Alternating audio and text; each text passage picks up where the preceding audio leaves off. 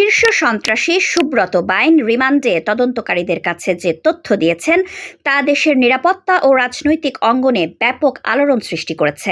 আন্তর্জাতিক গোয়েন্দা সংস্থার সঙ্গে সম্পৃক্ততা। সুব্রত বাইন স্বীকার করেছেন যে তিনি ভারতের গোয়েন্দা সংস্থার হয়ে কমান্ডো প্রশিক্ষণ গ্রহণ করেছেন এবং নেপাল ও দুবাইয়ে বিভিন্ন দায়িত্ব পালন করেছেন। বাংলাদেশে তিনি একাধিকবার টার্গেট মিশন পরিচালনা করেছেন, যার মধ্যে বিভিন্ন রাজনৈতিক দলের নেতাকর্মীদের ওপর হামলা চালিয়ে অস্থিরতা সৃষ্টির পরিকল্পনা ছিল।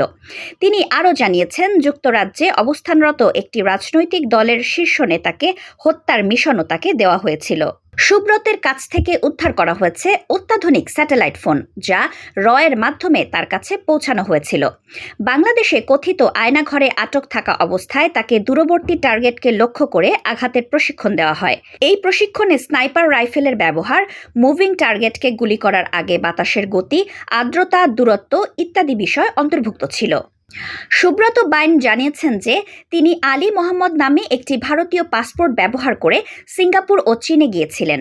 পরে তিনি দুবাইয়ে গিয়ে বিলাসবহুল ভিলায় অবস্থান করেন এবং সেখানে টাইগার মেমনের সঙ্গে সম্পর্ক স্থাপনের চেষ্টা করেন, যার মাধ্যমে দাউদ ইব্রাহিমের নেটওয়ার্কে প্রবেশের পরিকল্পনা ছিল।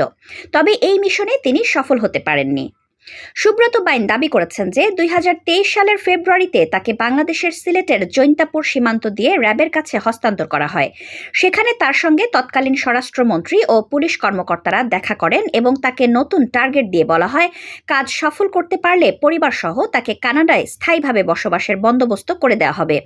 এই মিশনে টার্গেট ছিলেন যুক্তরাজ্যে বসবাসরত একটি রাজনৈতিক দলের শীর্ষ নেতা।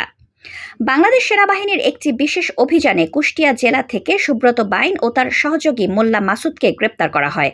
পরে তাদের দেওয়া তথ্যের ভিত্তিতে রাজধানীর হাতিরঝিল এলাকা থেকে সুব্রত বাইনের অপর দুই সহযোগী শুটার আরাফাত ও শরীফকে গ্রেপ্তার করা হয়।